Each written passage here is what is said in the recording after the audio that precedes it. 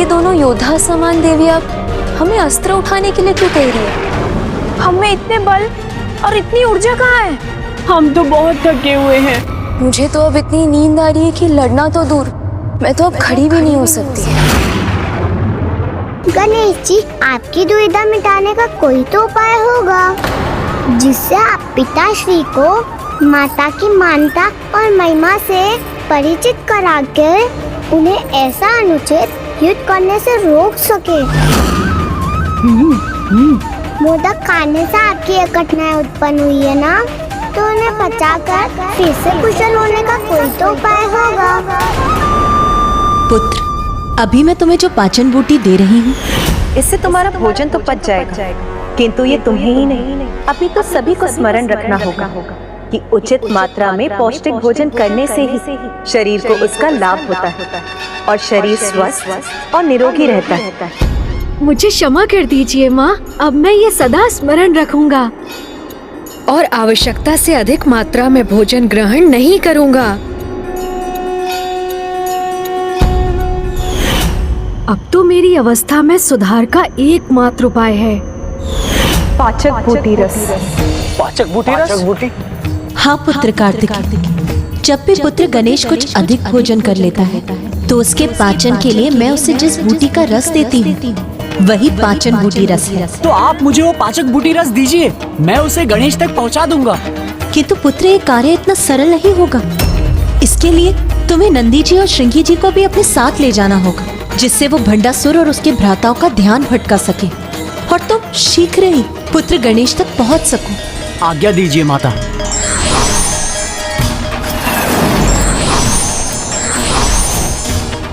अभी तुम्हें अत्यंत शीघ्रता करनी होगी, क्योंकि शीघ्र ही विघ्नकर्ता यंत्र का प्रभाव अन्य देवियों और श्री माता ललिता के रथ तक भी पहुंच जाएगा।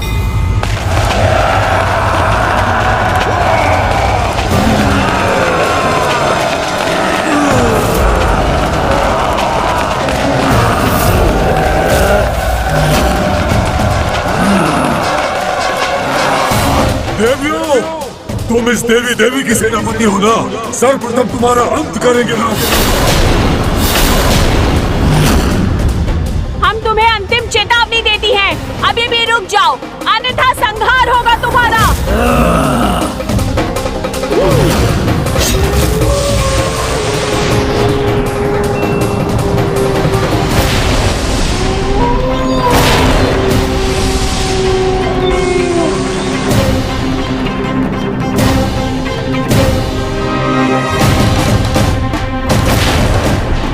ये मैं क्या कह रही थी?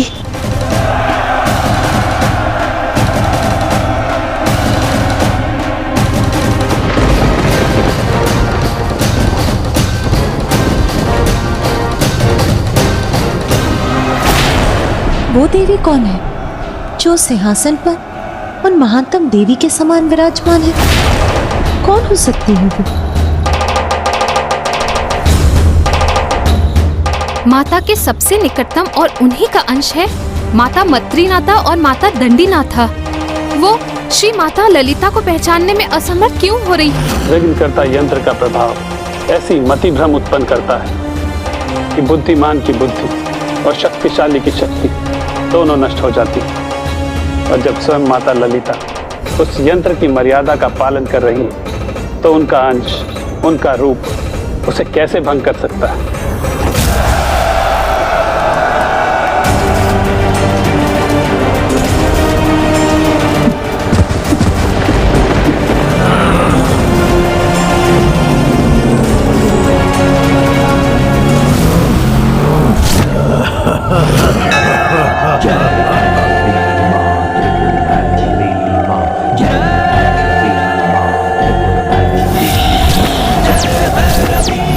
त्रिपुर भैरवी।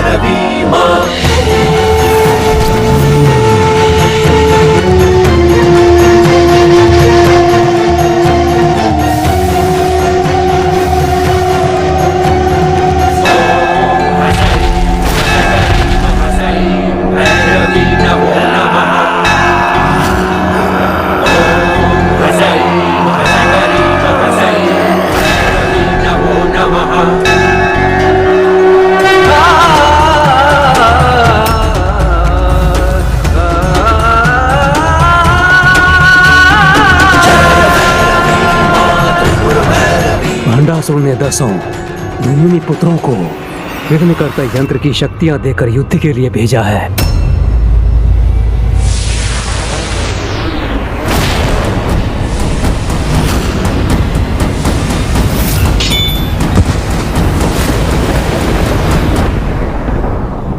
देवी पराशक्ति हो या देवी ललिता, वो जो भी है शीघ्र ही इसके प्रभाव में होंगी।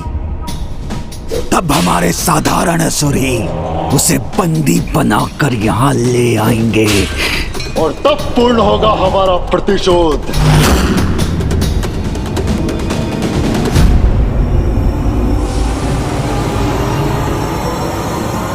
मेरी आशा के अनुरूप आज का दिन अमरपुर के इतिहास का महानतम दिन होगा।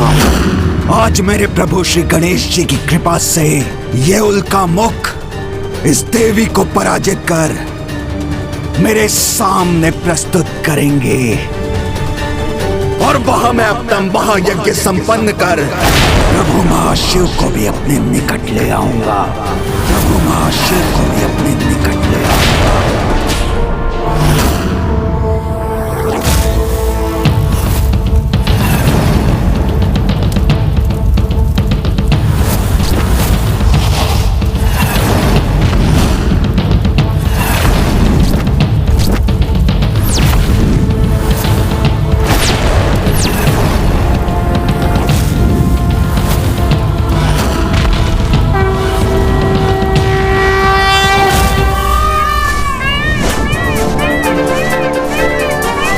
मैं अब वहां पहुंचने में कोई विलंब नहीं करूंगा। चलिए मयूर जी, शीघ्रता कीजिए। पुत्र कार्तिकेय नंदी जी और श्रृंगी जी को समय रहते पुत्र गणेश तक पहुंचना ही होगा, अन्यथा श्री माता ललिता के श्री रथ विघ्नकर्ता यंत्र से प्रभावित हो जाएंगे। प्रभु, यदि एकमात्र पाचक बूटी रस ही आपको स्वस्थ कर सकती है तो मैं अभी जाकर उसे लेकर आता हूँ।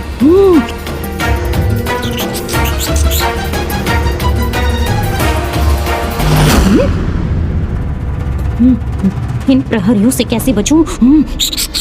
ये प्रहरी आपको ही ढूंढ रहे हैं मूषक जी। इनकी दृष्टि से बचकर आप यहाँ से जाने में कैसे सफल होंगे?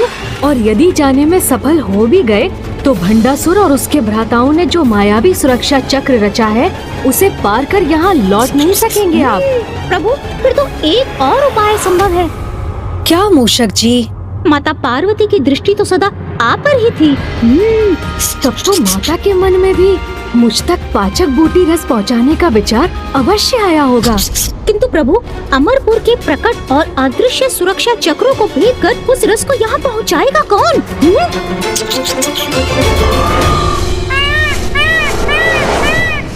मयूर जी सावधान, रुकिए यहाँ।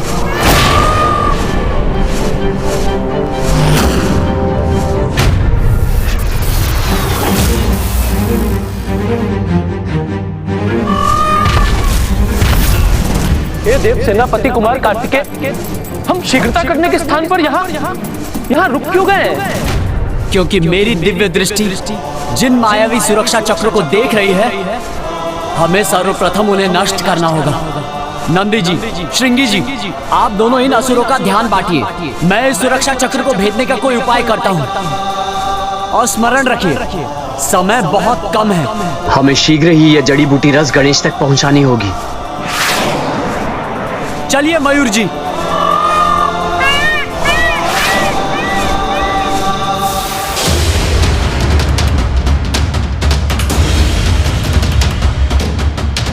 कितना भयंकर दृश्य है। एक और विघ्नकर्ता यंत्र माता के दूसरे शरीर को भी प्रभावित कर रहा है।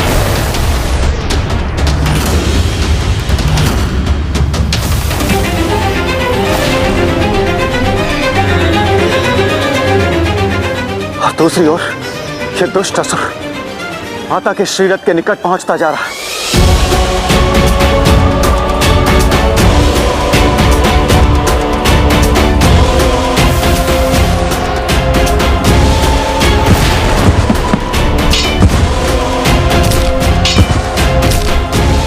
हमारे विघ्नकर्ता यंत्र का प्रभाव तुम्हारी शक्ति में अभाव उत्पन्न कर रहा है देवी।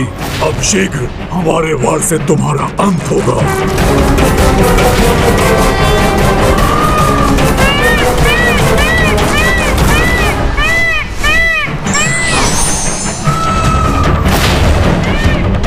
मेरी शक्ति इस सुरक्षा चक्र को भेदने में सहायक बनेगी।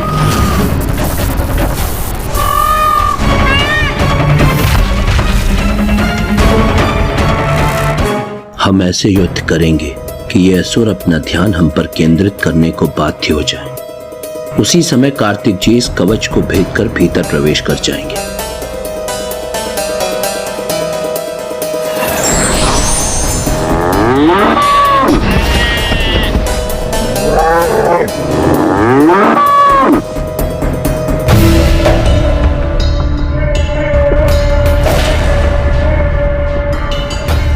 शीघ्र ही हमारे उल्का मुख और विघ्नकर्ता यंत्र का प्रभाव दोनों एक साथ इन देवियों के रथों तक पहुंचेंगे। फिर उनके अंत के साथ इस युद्ध का भी अंत हो जाएगा।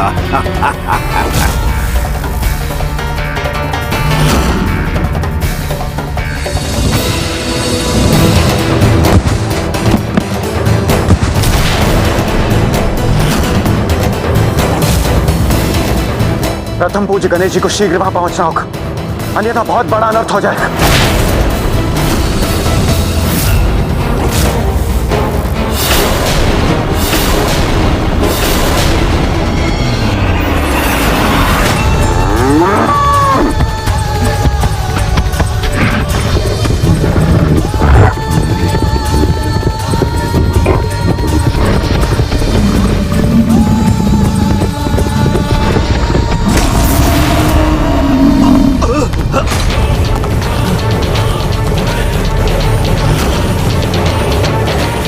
कैसा भूकंपन था? किसने आक्रमण किया हम पर?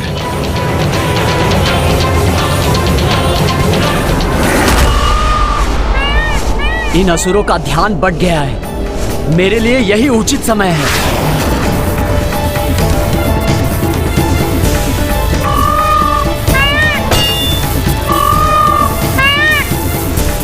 मैं इस मायावी सुरक्षा चक्र को 2 भागों में बांट दूंगा, तो ये अपना प्रभाव खो देगा और मैं भीतर प्रवेश कर सकूंगा। यदि देव सेनापति कुमार कार्तिक अमरपुर के भीतर पहुंच गए तो इस समस्या का समाधान भी अवश्य हो जाएगा।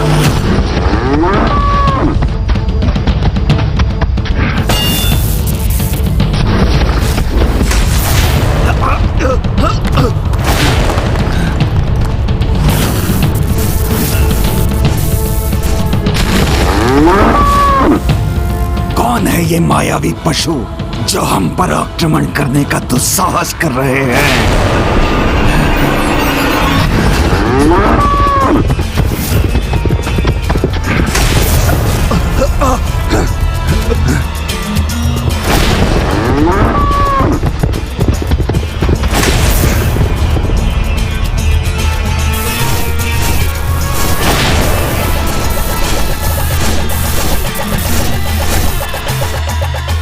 जाओ, रोको इन पशुओं को।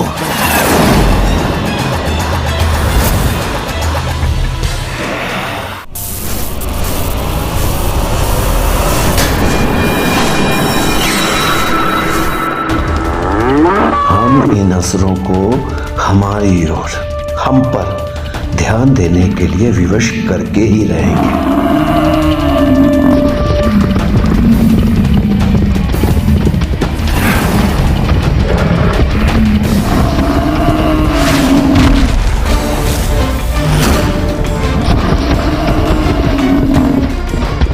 साहसी पशु, रुक जाओ!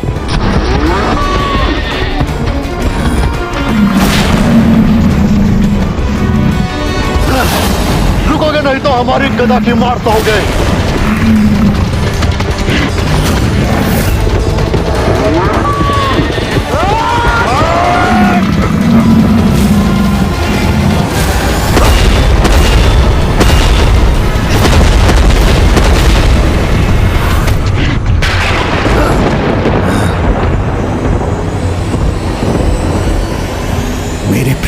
की गदा नष्ट कर दी इन पशुओं ने। तुम्हें इस दुस्साहस का दंड अवश्य मिलेगा। हमें चुनौती देकर दुस्साहस तो तुम कर रहे हो मूर्खों। भ्राता विशंग, इन पशुओं को पशु बनकर ही दंड देना होगा।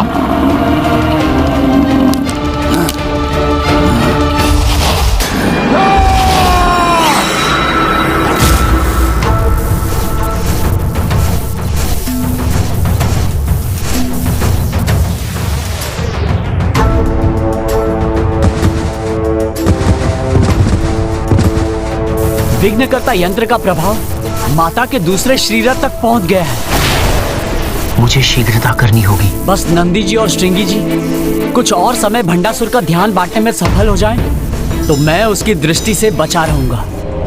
मेरे भ्राता इन पशुओं को अवश्य पराजित करेंगे।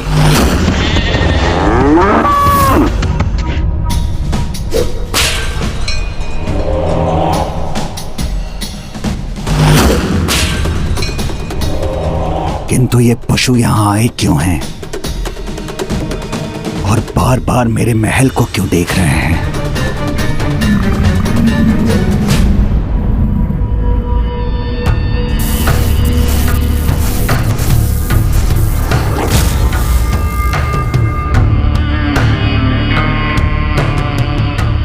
मात्र इन दो पशुओं ने क्यों आक्रमण किया अमरपुर पर? क्या इन्हें देवी पराशक्ति ने भेजा है? तो क्या ये मेरा यज्ञ कुंड नष्ट करने आए हैं? कहीं ये मात्र हमारा ध्यान तो नहीं बटा रहे और इनकी वास्तविक योजना कुछ और है। भंडासुर ने देव सेनापति कुमार कार्तिकेय को देख लिया तो उन्हें प्रथम पूज्य गणेश जी तक पहुंचने में विलंब हो जाएगा। तो फिर गणेश जी विघ्नकर्ता यंत्र के प्रभाव को श्री माता ललिता के रथ तक पहुंचने से नहीं रोक पाएंगे।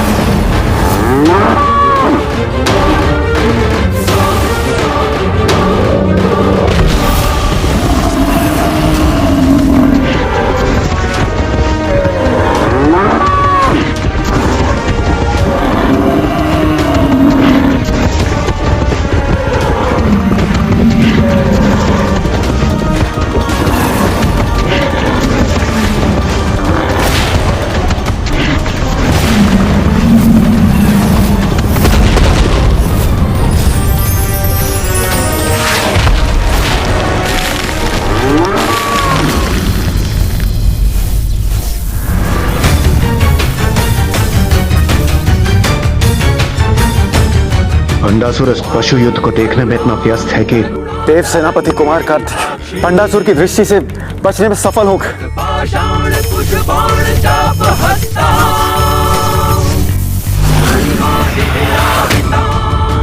मेरे भ्राताओं को पीछे धकेल दिया इन पशुओं ने।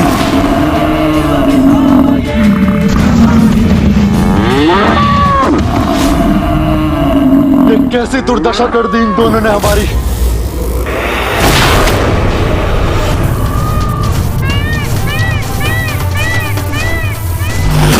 बस अब मेरा ये कार्य संपन्न होने ही वाला है।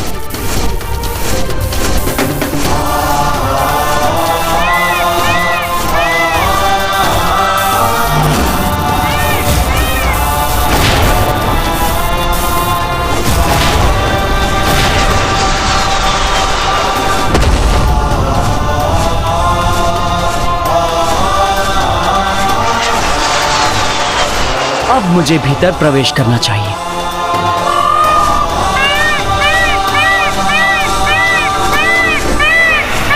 ये कैसी ध्वनि है? कहीं कुछ तो है। मुझे सुरक्षा व्यवस्था और कड़ी करनी पड़ेगी। अमरपुर मुख्य द्वार रक्षक सावधान, कोई बाहरी भेदिया यहाँ प्रवेश करने का प्रयास कर रहा है। तुम निश्चिंत रहो अनुज, मैं तुम्हारी सहायता के लिए आ रहा हूँ।